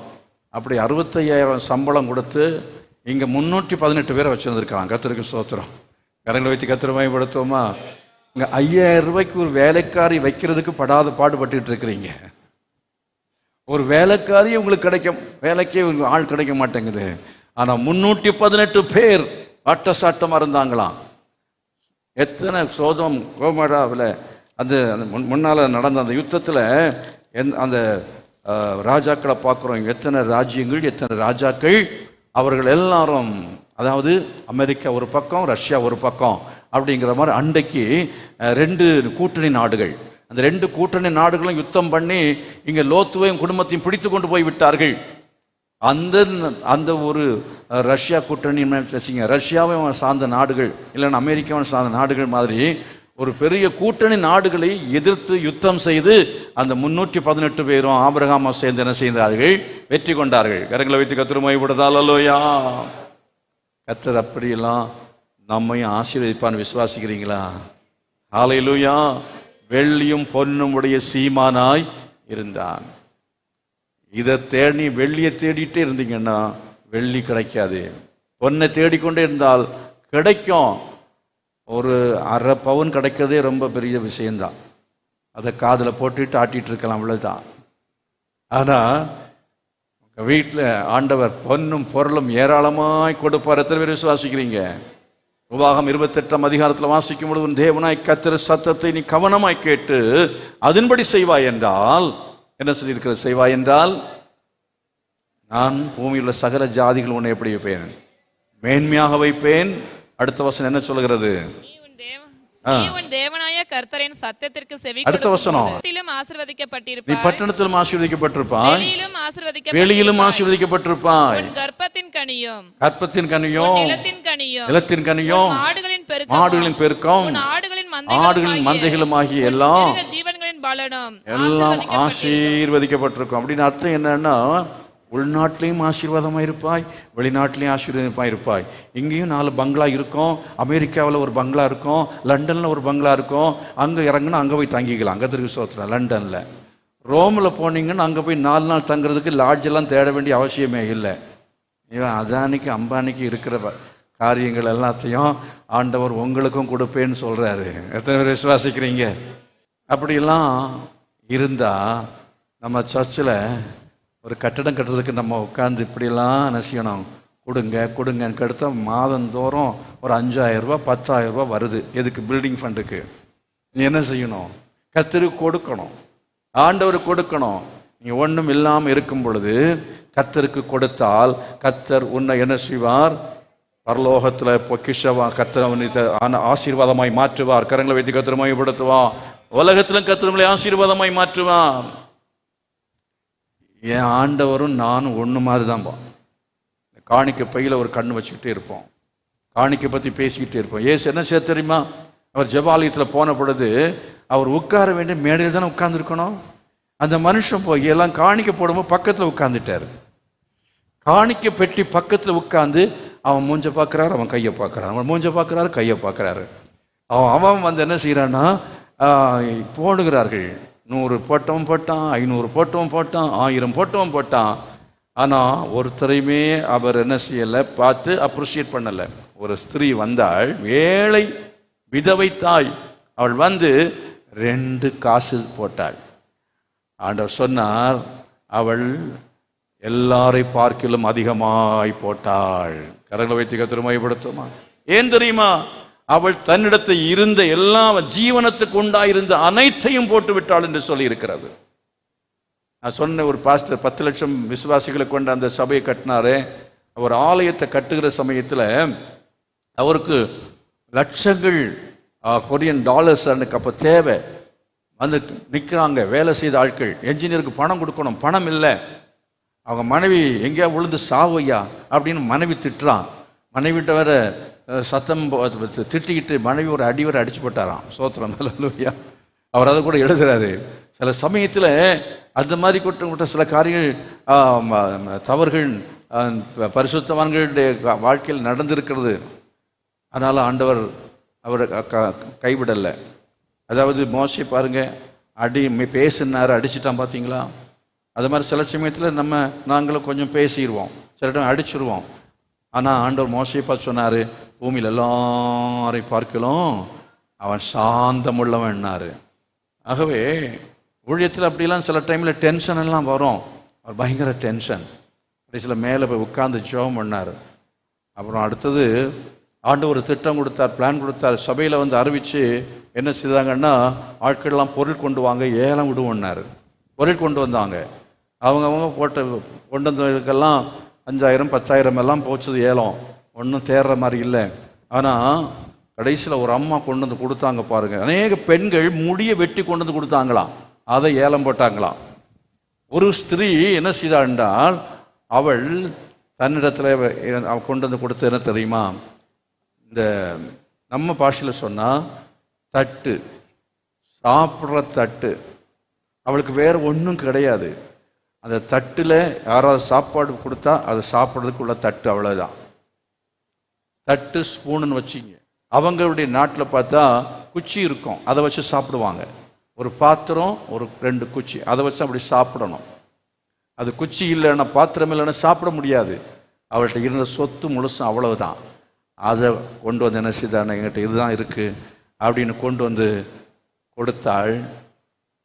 அதை ஏலம் போட்டாங்களாம்.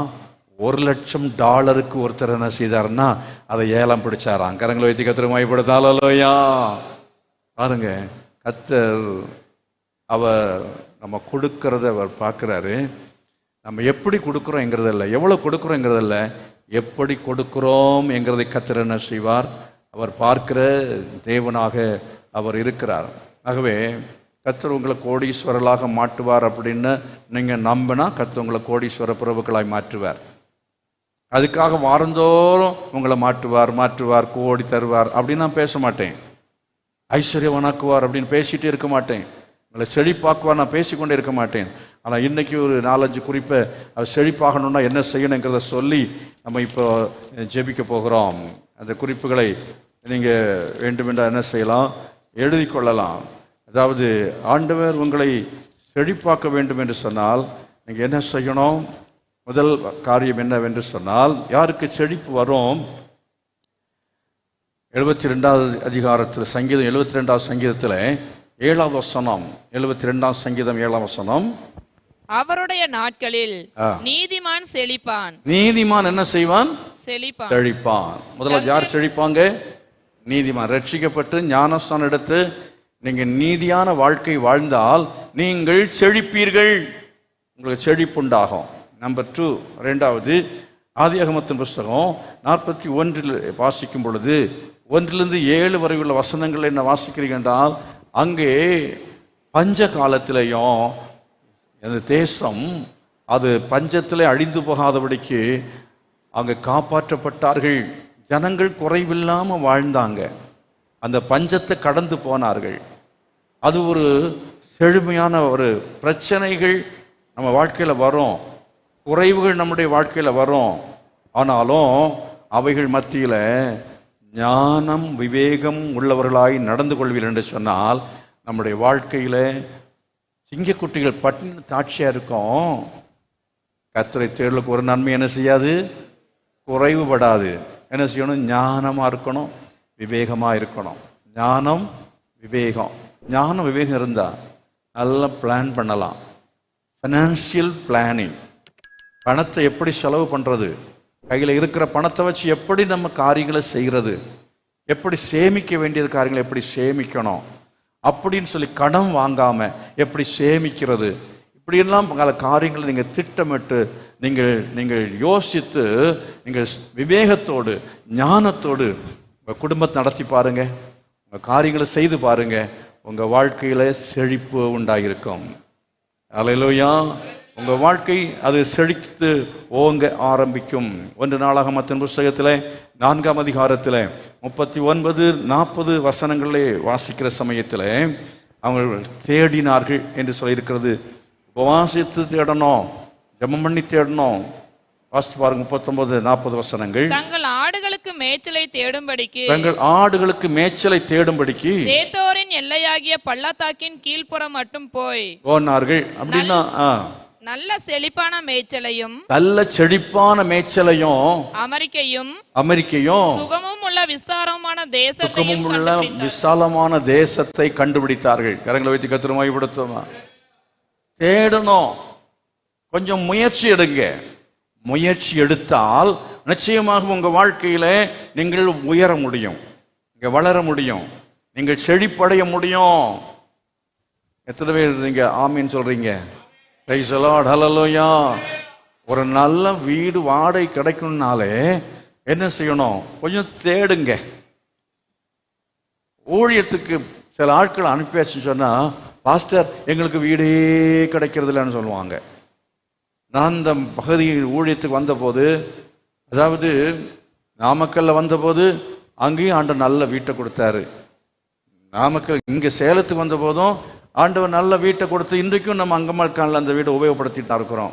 நல்லா நினச்சிங்க, எங்கள் சொந்த வீடு கிடையாது, அது வாடகை கொடுத்துக்கிட்டு இருக்கோம். கர்த்தருக்கு ஸ்தோத்திரம். ரொம்ப நாள் கூடி இருக்கிறதுனால சொந்தம் நினைக்கக்கூடாது. அதுதான் செழிப்பு. அடிக்கடி வீட்டை மாற்ற வேண்டி வரவே வராது. நல்ல ஹவுஸ் ஓனர் உள்ள வீட்டை உங்களுக்கு தரது ஒரு செழிப்பு. Praise the lord. ஹல்லேலூயா. சத்தமா சொல்லுங்க ஹல்லேலூயா. அப்போ நல்ல ஓனர் உள்ள வீடு கிடைக்கணும். கொஞ்சம் தேடுங்க, ஜெபம் பண்ணி தேடுங்க, கர்த்தர் உங்களுக்கு கொடுப்பார். அதே போல என்ன செய்யணும்? கொஞ்சம் முயற்சி எடுத்தால் நிச்சயமாய் கர்த்தர் உங்க வாழ்க்கையில செழிப்பை அடைய செய்வார். பிரயாசம் பண்ணணும், கொஞ்சம் முயற்சி எடுக்கணும். எந்த காரியத்துக்கும் அந்த முயற்சி எடுங்க. அப்படி முயற்சி எடுத்து பாருங்க. எல்லாம் உங்களுக்கு பக்கத்திலே இருக்கணும்னு பார்க்கக்கூடாது. கொஞ்சம் அங்கே போய் இங்கே போய் அப்படிலாம் கொஞ்சம் தேடி பார்க்கணும். தேடினால் கண்டடைவீர்கள். அல்லேலூயா. பொண்ணு கர்த்தர் பையனுக்கு தருவார், பொண்ணுக்கு நல்ல மாப்பிள்ளை தருவார். கொஞ்சம் 4 ஊர் போய் தேடுங்க, 4 சபையில் போய் என்ன செய்யுங்க? விசாரிங்க. அப்படி தேடினா கர்த்தருக்கு நல்ல மாப்பிள்ளை பொண்ணு நிச்சயமா கிடைக்க செய்வார். விசுவாசிக்கிறீங்களா? எத்தனை பேர் விசுவாசிக்கிறீங்க? கொஞ்சம் முயற்சி எடுக்க வேண்டும். ஆத்துமாக்களை தருவார். என்ன செய்யணும்? கொஞ்சம் ஒரு வீடு வீடா என்ன செய்யணும்? ஏறி தேடணும். கொஞ்சம் முயற்சி எடுக்க வேண்டும். அப்பொழுது கர்த்தர் நமக்கு ஆத்துமாக்களை தந்து சபையை செழிக்க செய்வார். கரங்களை கொட்டி கர்த்தரை மகிமைப்படுத்துவார். ஹல்லேலூயா. யோபின் புஸ்தகம் 29ஆம் அதிகாரத்தில் 14 20 வரை உள்ள வசனங்களை வாசிக்கும் பொழுது வாசிக்கிற சமயம் வாசித்து பாருங்க. நீதி நியாயம் செய்யும் வாழ்க்கை உள்ளவர்களுக்கு கர்த்தர் செழிப்பை தருகிறார். என் மகிமை என்னில் செழித்தோங்கி, என் மகிமை என்னில் செழித்தோங்கி, என் கையில் உள்ள என் வில் புது பலன் என் மகிமை என்னில் செழித்தோங்கி என்று சொல்லப்பட்டிருக்கிறது. 14ஆம் வசனத்தை வாசித்து பாருங்க. அவன் என்ன செய்த, அதுக்கு என்ன, அவன் செழிப்பான வாழ்க்கை, மகிமை செழித்தோங்கியது. நல்லா கவனிக்கணும். என்ன செழித்தோங்கியது? மகிமை செழித்தோங்கியது. கர்த்தர் உங்களுடைய மகிமையை செழித்தோங்கும்படி செய்வார். கர்த்தர் ஒரு மகிமை, ஆண்டவர் உங்களுக்கு ஒரு மகிமையை கொடுப்பார். தெய்வீக மகிமை. முகத்துல பார்த்தா ஒரு அருள் தெரியணும். யார் முகத்தில் அருள் தெரியுதா? நான் பார்க்குறேன். ஒரு அடுத்த வாரம் கொஞ்சம் கூட லைட்டெல்லாம் கொஞ்சம் பிரகாசமாக போட்டு பார்க்குறேன். அப்போவாவது கொஞ்சம் இந்த இருட்டு மாறுமா பார்ப்போம். எல்லாம் அப்படி இருண்ட முகமாக இருக்குது. என் முகம் எப்படிங்கிறது தெரியல. இங்கே தெரிகிறது, முகத்தை பார்த்தா தெரிகிறது. நம்ம முகம் இன்னும் பிரகாசிக்கணும். நம்மளோட முகத்தில் ஒரு மகிமை வரணும். நம்மளோட முகத்தில் ஒரு சிரிப்பு வரணும். முகத்தில் ஒரு சந்தோஷம் வரணும். அது என்ன செய்யும்? செழித்து ஓங்கும். ஹல்லேலூயா. நாளுக்கு நாள் நம் மகிமை உள்ள முகம் உள்ளவளா இருப்போம். முகத்தில், அகத்தின் அழகு முகத்தில் என்ன செய்யணும்? பிரகாசிக்கணும். அங்க என்ன சொல்றார் பவுல், அதாவது யோபு என்ன சொல்றார் பாருங்க. நீதியை தரித்து கொண்டேன், அது என் உடுப்பாய் இருந்தது. நீதியை தரித்து கொண்டு அது என் உடுப்பாய் இருந்தது. உடுப்பாய் இருந்தது. என் நியாயம் எனக்கு சால்வையும், என் நியாயம் எனக்கு இருந்தது. என் நியாயம் எனக்கு சால்வையும் அது பாகையுமாய் இருந்தது. நான் குருடனுக்கு கண்ணும் சப்பானிக்கு காலுமாய் இருந்தேன்.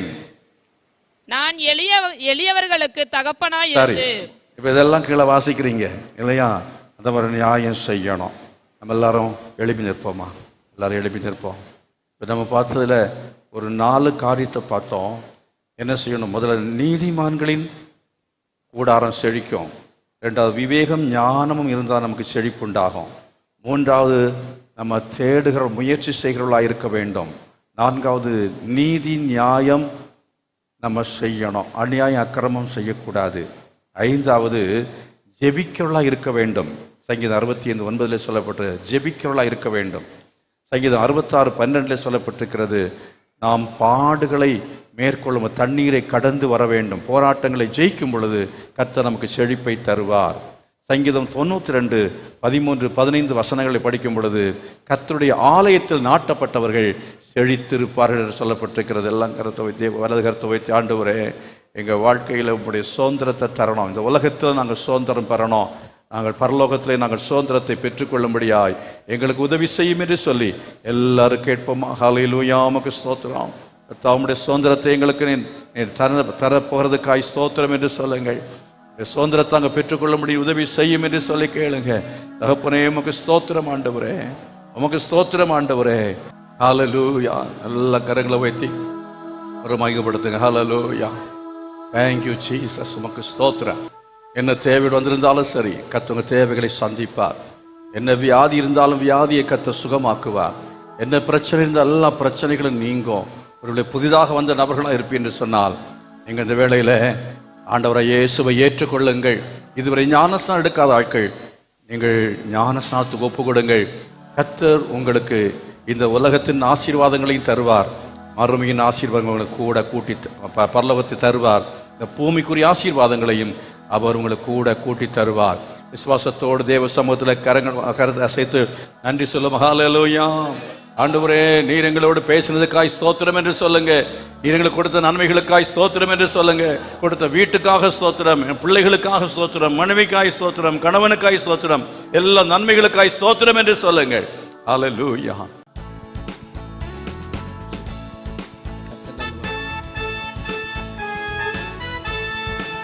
கரங்களை தட்டி பாடுவோமே. ஆமென். கர்த்தர் நல்லவர்.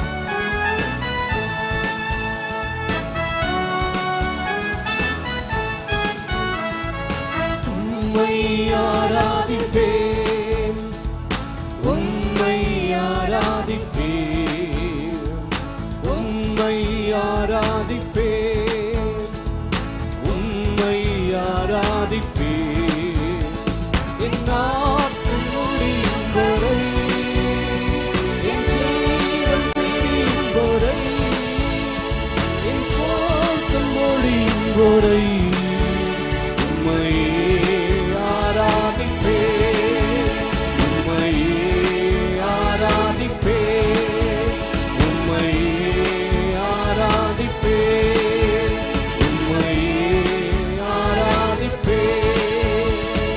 தாயின் கருவில் உருவாகும் முன்னே நீர் சொல்லி அழைத்தவர் நீரே, தாயினும் மேலாக அன்பு வைத்து நீர் எனக்காக ஜீவன் தந்தீரே.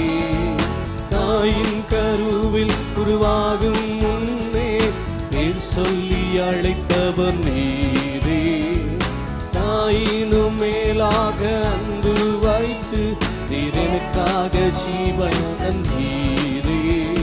என் நாட்கள் முடியும் வரை, என் ஜீவன் பிரியும் வரை, என் சுவாசம் முடியும் வரை உம்மையே ஆராதிப்பேன், உம்மையே ஆராதிப்பேன், உம்மையே ஆராதிப்பேன், உம்மையே ஆராதிப்பேன்.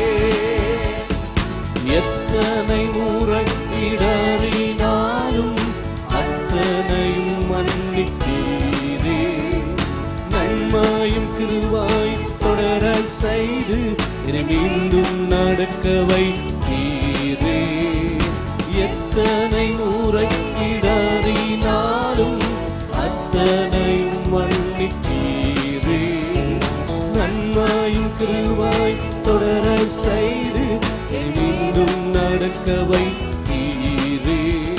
என் நாட்கள் முடியும் வரை, என் ஜீவன் பிரியும் வரை, என் சுவாசம் முடியும் வரை உம்மையே ஆராதிப்பேன். இயேசுவே ஆராதிப்பேன், இயேசுவை மாத்திரமே உம்மையே உம்மையே ஆராதிப்பேன். ஆவி என்று என்னை தள்ளிடாமல் அன்போடு அணைத்துக் கொண்டீரே, என்னையும் உம்முடன் சேர்த்து கொள்ள நீர் எனக்காக மீண்டும் வருவீரே. பாவி என்று என்னை தள்ளிடாமல் அன்போடு அணைத்துக் கொண்டீரே, என்னையும் உம்முடன் சேர்த்து கொள்ள நீர் எனக்காக மீண்டும் வருவீரே. என் நாட்கள் முடியும் வரை, என் ஜீவன் பிரியும் வரை, என் சுவாசம் ஒழியும் வரை உம்மையே ஆராதிப்பேன், உம்மையே ஆராதிப்பேன், உம்மையே ஆராதிப்பேன், உம்மையே ஆராதிப்பேன்.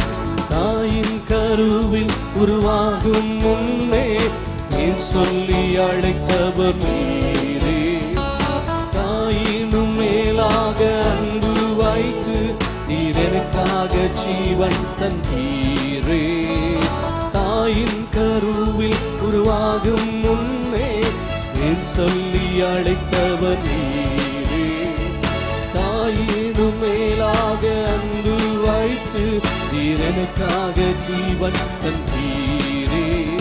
என் நாட்கள் முடியும், எல்லாரும் எழும்பி நின்று பாடுவோமே. என் ஜீவன் பிரியும் வரை, என் சுவாசம் ஒழியும் வரை உம்மையே எஸ் லோர்ட் உம்மையே ஆராதிப்பேன், உம்மையே ஆராதிப்பேன், உம்மையே ஆராதிப்பேன். எத்தனை முறை இடறினாலும் அத்தனையும் மன்னித்தீரே, நன்மையும் கிருபையும் தொடர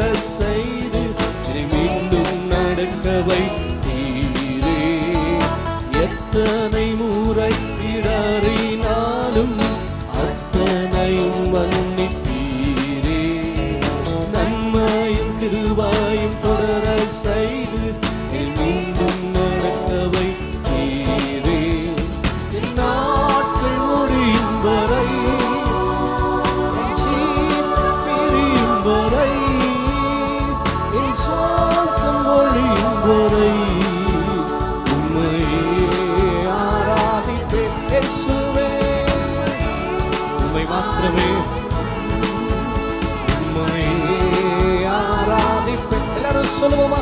உம்மையே ஆராதிப்பேன், உம்மையே ஆராதிப்பேன், உம்மையே ஆராதிப்பேன், உம்மையே. என்ன வந்தாலும் ஆண்டவரே உம்மை மாத்திரமே நாங்கள் ஆராதிப்போம். ஆராதிப்பேன், உம்மையே ஆராதிப்பேன். எல்லாரும் எழுப்பி நிற்கலாம். ஆண்டவருக்கு நன்றி செலுத்து. ஹல்லேலூயா, ஆமென். நல்ல கர்த்தரை ஒரு நிமிஷம் ஸ்தோத்திரம் பண்ணுவோமா? ஹல்லேலூயா. உமக்கு ஸ்தோத்திரம் ஆண்டவரே, உமக்கு ஸ்தோத்திரம் ஆண்டவரே. உம்மை துதிக்கிறோம், உம்மை துதிக்கிறோம். உமக்கு ஸ்தோத்திரம் தகப்பனே. நன்றியோடு உமக்கு ஸ்தோத்திரம் செலுத்துகிறோம். இந்த நாளிலையும் நீர் எங்களோடு கூட இடைப்பட்டதுக்காக ஸ்தோத்திரம். நீர் பேசினதுக்காக உமக்கு ஸ்தோத்திரம் ஆண்டவரே. நாங்கள் சுதந்திரத்தை பற்றி கொள்ள கிருபை செய்யும். பரிசுத்தவான்களிடத்தில் எங்களுக்கு உண்டாயிருக்கிறதான இந்த சுதந்திரத்தை மேன்மையை புரிந்து கொள்ள உதவி செய்யும். எங்களுக்காய் பரலோகத்தில் வைக்கப்பட்ட மேன்மையான சுதந்திரத்தை புரிந்தவர்களாய் இந்த உலகத்தில் நாங்கள் பரதேசிகள் என்று எண்ணி நாங்கள் ஜீவிக்க, அந்த கர்த்தாவை நம்பிக்கையோடு ஜீவிக்க நீ கிருபை செய்யுங்க. அவைகளை தேடுகிற சமயத்தில் இவைகளை கூட்டி கொடுப்பி நாங்கள் அறிந்திருக்கிறோம். ஒரு செழிப்பான வாழ்க்கையை நாங்கள் அடைவதற்கு வேதத்தில் நாங்கள் என்ன வசனங்களாக வாசித்தோமோ அந்த வசனத்தின்படியாக கர்த்தாவை நாங்கள் வாழ்வதற்கு நீர் எங்களுக்கு உதவி செய்ய வேண்டும் என்று நாங்கள் ஜெபிக்கிறோம். ஜெபிக்கிறவர்களாக எங்களை காணப்பட உதவி செய்யுங்க. நாங்கள் நம்முடைய ஆலயத்தில் ஒழுங்காக வந்து ஆராதிக்கிற செய்களாய் நாட்டப்பட்டவர்களாய் மாற உதவி செய்யுங்க. பாடுகளை உபத்திரவங்களை மேற்கொள்ளவர்களாய் கர்த்தங்களை மாற்றுவீராக. நீதி நியாயங்களை கர்த்தாவை யோபை போல கைக்கொள்ளவர்களாய் மாற்றுவீராக. ஆண்டவரை தேடுகளாய் முயற்சி செய்வர்களாய் மாற்றுவீராக. விவேகமும் ஞானம் உள்ளவர்களாய் எங்களை கர்த்தர் மாற்றும்படியாய் ஜெபிக்கிறோம். தொடர்ந்து கர்த்தருடைய பிள்ளைகளோடு கூட வசனங்கள் மூலமாய் பேசுவீராக. நீர் ஆசீர்வதித்து அனுப்பும். தேவைகளை சந்தியும். பலவீனங்கள் நீங்கட்டும், வியாதிகள் நீங்கட்டும், சுகம் உண்டாகட்டும், சௌக்கியம் உண்டாகட்டும், நன்மைகள் உண்டாகட்டும். இயேசுவின் நாமத்தில் ஜெபிக்கிறேன் ஜீவன நல்ல பிதாவே, ஆமென். எல்லாம் சேர்ந்து சொல்லுவோம். என் ஆத்துமாவே கர்த்தருடைய, என் ஆத்துமாவே கர்த்தருடைய கர்த்தர் செய்த சகல உபகாரங்களையும் மறவாதே. ஆமென். நம்முடைய கர்த்தராய் இருக்கிற இயேசு கிறிஸ்துவின் கிருபையும் பிதாவாகிய தேவனுடைய அன்பும் பரிசுத்த ஆவியானுடைய அந்யோன்யமும் சமாதானம் பாதுகாவல நம் அனைவரோடும் சகல பரிசுத்தவான்களோடு கூட இன்னும் இன்றைக்கு நிலைத்திருப்பதாக.